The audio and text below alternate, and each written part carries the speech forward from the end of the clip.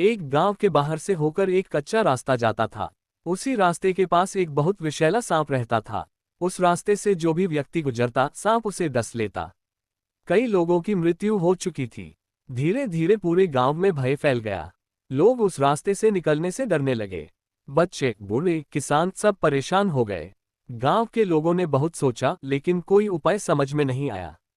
अंत में सबने निश्चय किया कि वे भगवान शंकर के पास जाकर अपनी समस्या बताएंगे, क्योंकि वह सांप भगवान शंकर का भक्त माना जाता था। गांव वाले भगवान शंकर के मंदिर में पहुंचे और हाथ जोड़कर रोते हुए बोले, हे भगवान, आपका भक्त सांप लोगों को काटकर मार देता है। कृपा करके कोई उपाय बताएं। भगवान शंकर उनकी प्रार्थना से प्रसन्न हुए।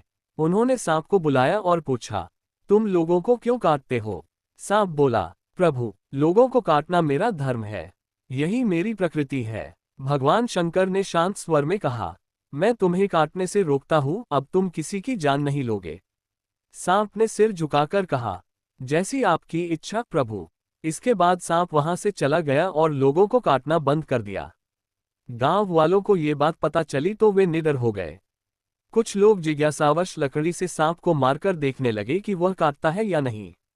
जब सांप ने कुछ नहीं किया तो लोग उसे पत्थर से मारने लगे।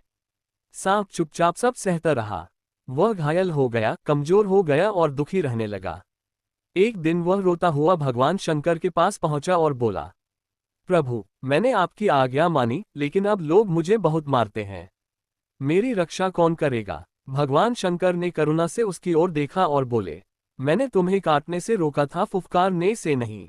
यदि तुम फुफकारते, फन फैलाते, तो लोग तुम्हें कमजोर न समझते। सांप को अपनी भूल समझ में आ गई। वह वापस अपने स्थान पर लौट आया। अब जब भी कोई उसे मारने आता, वह जोर से फुफकारता, अपना फन फैलाता और डर दिखाता। लोग डरकर दूर भाग जाते। अब न सांप किसी को काटता था और न लोग उसे परेशान करते थे। गांव में फिर से शांति लौट आए। अहिंसा का अर्थ कायरता नहीं होता। सहनशील होना अच्छा है, लेकिन स्वयं की रक्षा करना भी आवश्यक है। जो व्यक्ति अपनी शक्ति नहीं दिखाता, उसे दुनिया कमजोर समझ लेती है।